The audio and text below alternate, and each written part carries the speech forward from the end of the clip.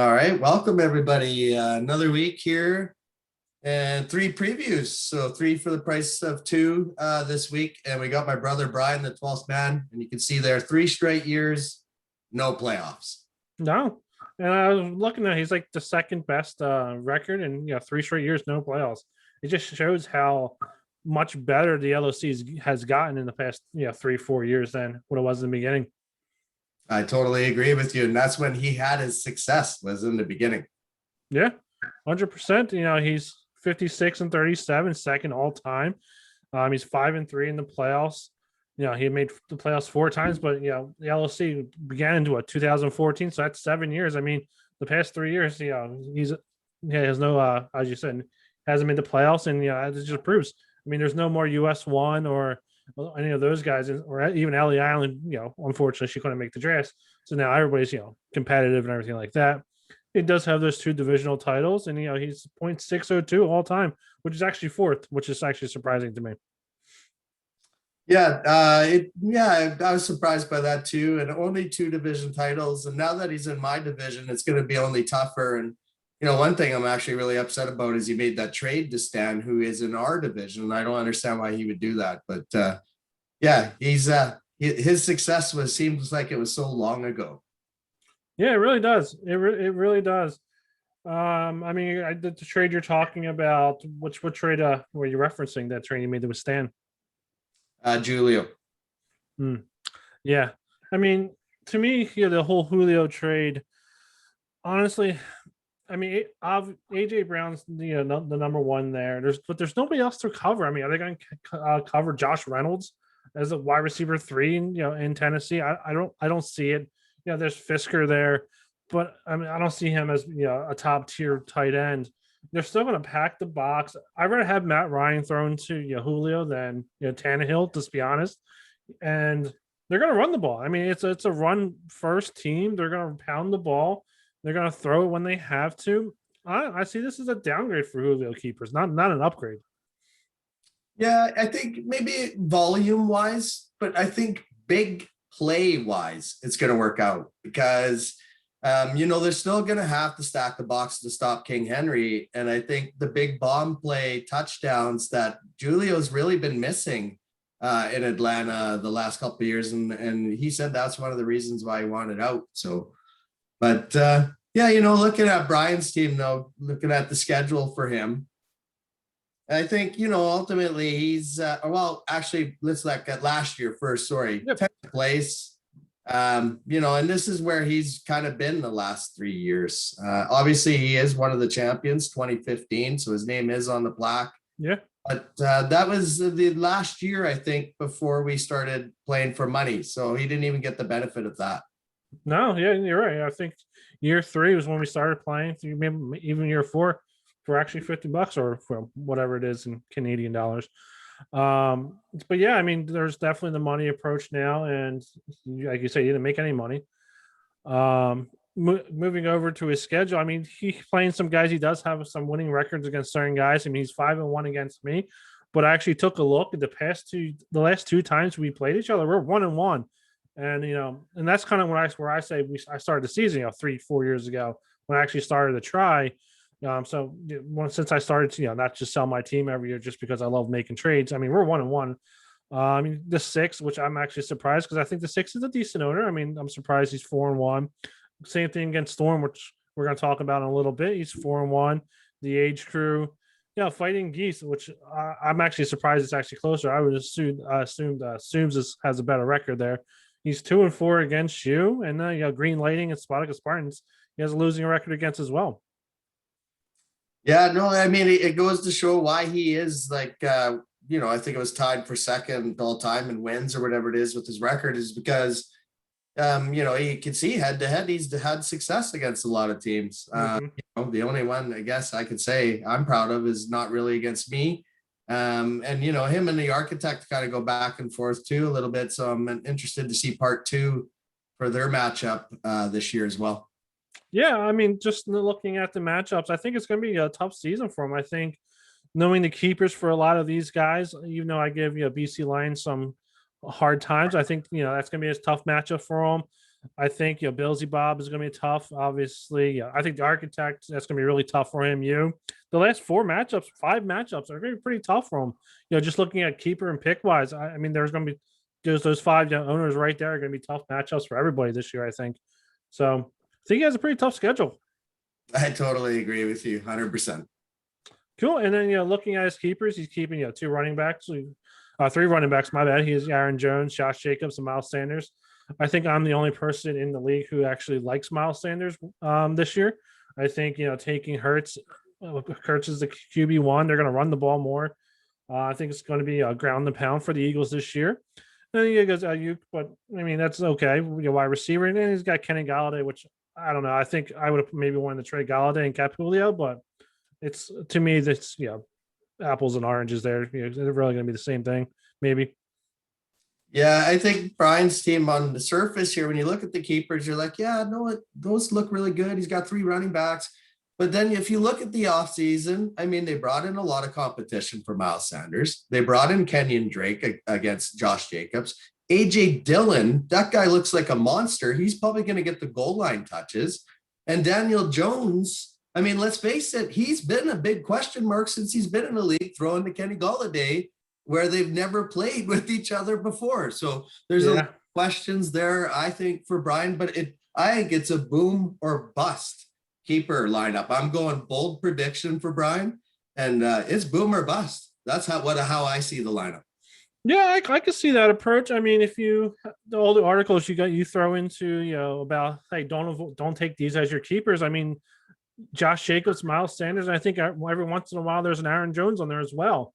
I think there are the boomer bust picks for running backs for him. So yeah, I mean I agree with you. It's definitely gonna be boomer bust. I think it's gonna be more boom than bust. Honestly, I think Miles Sanders. I know they brought in Kerryon Johnson and they signed a They drafted Gainwell, who I'm actually a big fan of. Which I think he's going to actually keep Sanders fresh, running the ball. But Sanders won't get those PPR points. But I think 2 out of the 3 keepers are definitely going to be more running back keepers good for him. You would think, but you just never know. You never know. Exactly. Honestly, I think the big thing that hurts him is the no first round pick. He does have 2 seconds. I mean, he's picking 33 and 39, which it's after it's basically the first round plus 13 picks. I mean, he's not picking 2, after 33 picks. I mean, that's gonna be hurt. That's gonna hurt him. And he makes 3 picks in a matter of nine picks, but it's still gonna hurt him. That first rounder is hurting people, I think.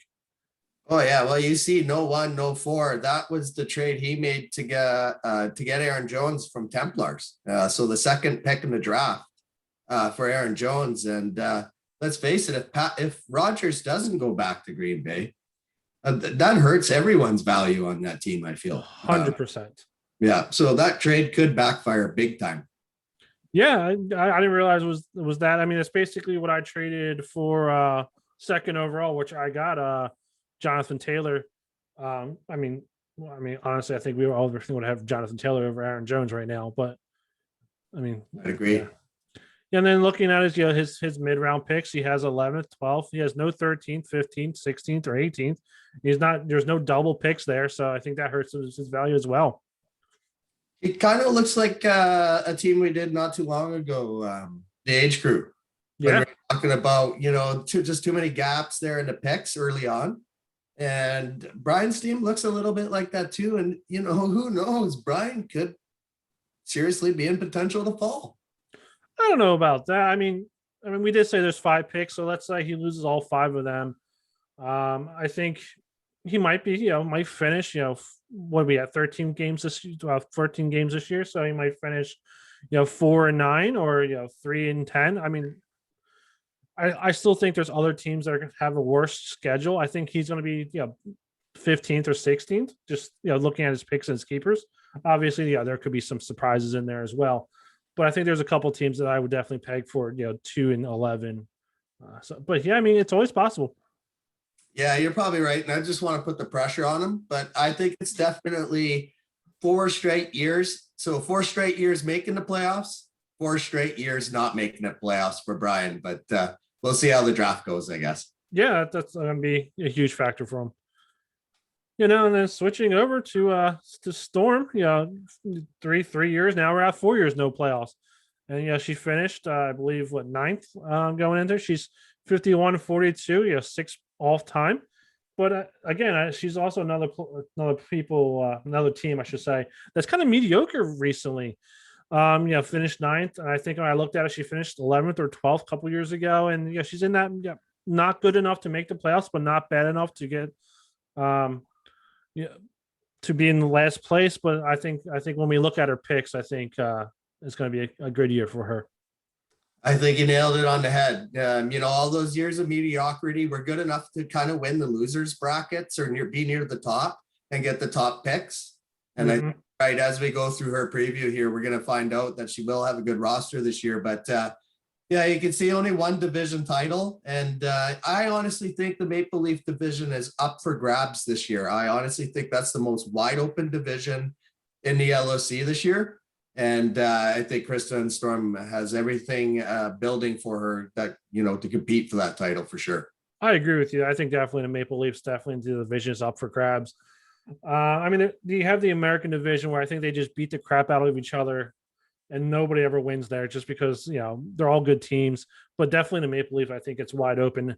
Somebody who has, a good keepers maybe picks up a good free agent from the waiver wire. I think they win it. I think, it's going to be definitely a good battle this year. I agree. Yeah, her best finish was third place, 2015. And last year she finished ninth, which is right outside. Yep, no, good enough to win the losers bracket. We know what that gets you, right? So exactly. And looking at her schedule, the 6, she's 8-3 against the 6. She's 6-3 against the Green Lightning, which I was really surprised about because we all think Lucas is a pretty good fantasy, and I can't believe she's 6-3 against him. And she's 1-4 against your brother. And then kind of everybody else she's close to being 500 with True North, Billsy Bob, Age Crew, too good for a name. So she definitely has potential. I think her schedule is definitely easier than your brother's, but it's going to be definitely a battle still. Yeah, the one that I like looking at there is week 3, the battle of the first ladies, her versus my wife, Susie. And you can see that Storm's 0-4 versus Suze. So I know Suze is proud of that. And the first lady winning every game there. So that's cool. Yeah, for sure. Yeah, and looking at her keepers, she has Russell Wilson.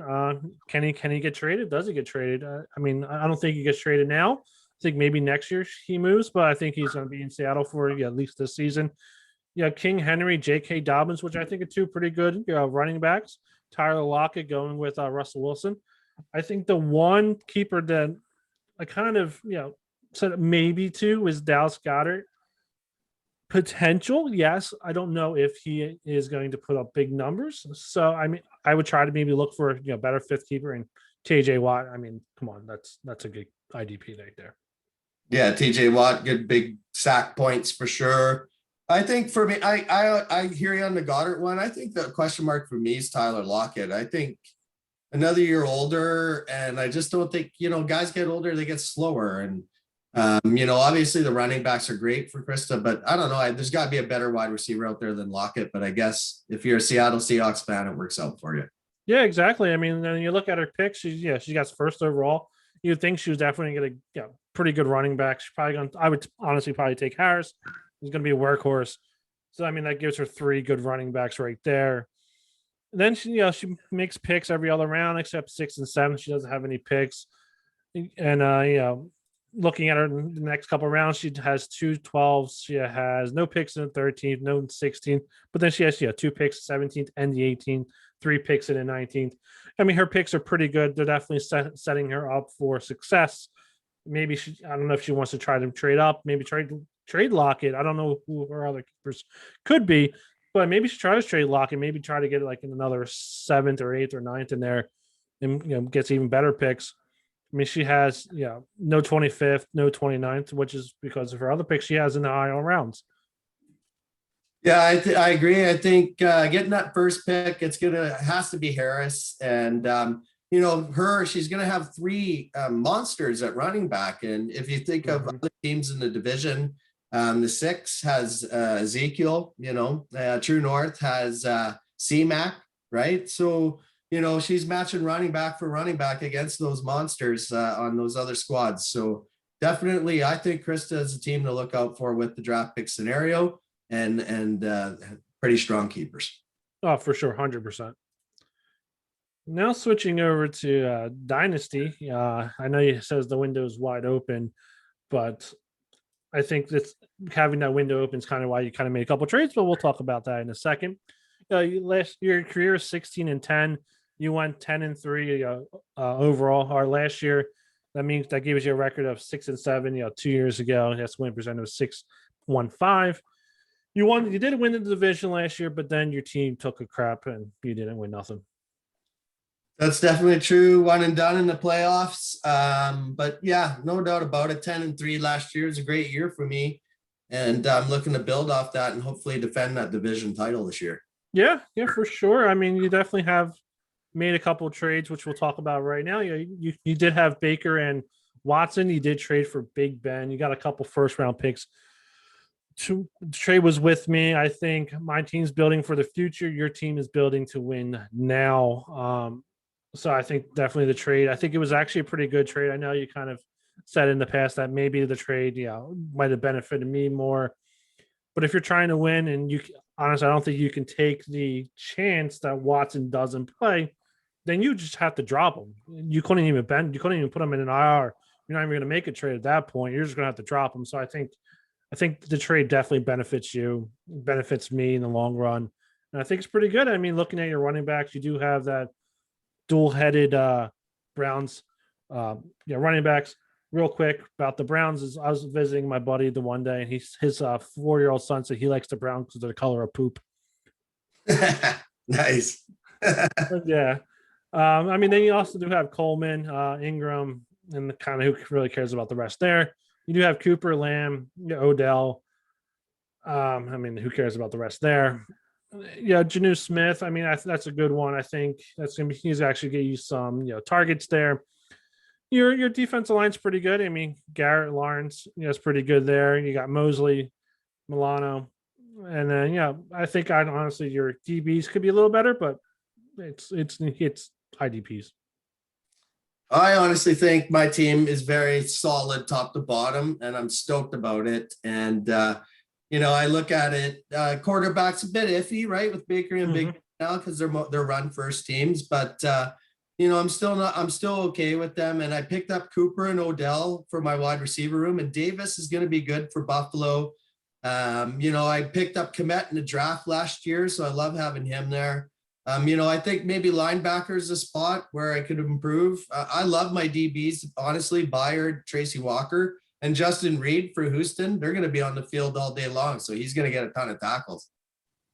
Yeah, I mean, that's a good point, but I was just more thinking how many DBs we start versus and all your slot positions that you have there that you have to play like 900 IDPs.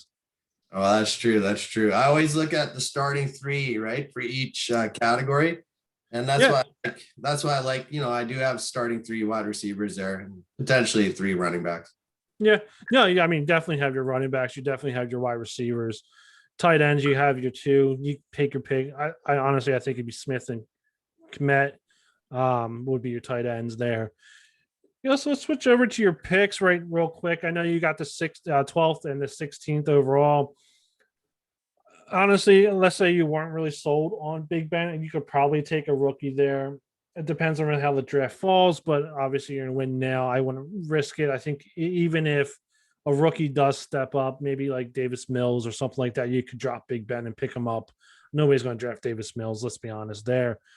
And then, as you said, you have the second rounder there where if you really wanted to get your linebacker, you could definitely take him the 6th round. I mean, there's 3 IDP LBs we're going to definitely pick in there. I mean, Patrick Queen went in the 3rd round last year, so I wouldn't really reach for a linebacker maybe there unless you're somebody like me who has 4 or 5 picks in the first 26 picks or 24 picks. I forget what it is at this point. And then then you kind of sit for a while though. Unfortunately, you make 3 picks and you sit for 3 rounds, and then you make 2 picks in the 6th, 2 picks in the 7th, and 1 in the 8th. Yeah, I mean, I still don't know where to go. I thought about the rookie quarterback thing too, and I think there will be some time to kind of read what's happening in training camps for teams before because Big Ben's only here for one more year. Let's face it. Yeah. But he's a middle of the league, like middle of the pack kind of quarterback for scoring, though, right? So it's going to be interesting. I'm not going to lie, probably will be looking at linebacker somewhere in there, at least one. But the only thing that scares me if I'm in win now mode and the window's open, because I have no picks in 3, 4, 5, I'm going to have to pick my kickers and defenses late, and I'm going to have probably the shittiest defenses in the league, which could be scary to have to dress week over week because those defenses can get you minus points sometimes. Yeah, I mean, because last year I had a defense. I was just streaming defenses at one point. I mean, there was definitely 4 or 5 defenses, or I think actually at one point it was 10 when I was looking at it. And you would definitely be able to pick, stream defense and kickers are kickers. Let's be honest. Yeah, you're talking about a difference of 6 points. I mean, could win you a game, but I mean, stream your kickers as well. Who cares? Take them in the 7th and 8th round. I mean, the 49ers are the Patriots won't go 4th overall this year. I mean, you'll be fine there. Yeah, I mean, definitely, you definitely sit a while, but I think you'll be fine. Let's be honest. I mean, Herbert went, second to last pick last year. Think about that. That's true. That's true. And I can see you guys maybe even nailing another Herbert this year. Who knows? I'm hoping. All right, man. Well, next week, I think we have who is it? We start with LOC playoff teams. Do you know who finished 8th last year? Not top of my head, but we can definitely post it into the general chat just so everybody knows. Yeah, for sure. Well, man, it was a good chatting with you. We'll discuss again in a couple days, and then we'll go from there. All right, sounds good, brother. Have a good one, man. Okay, talk to you soon.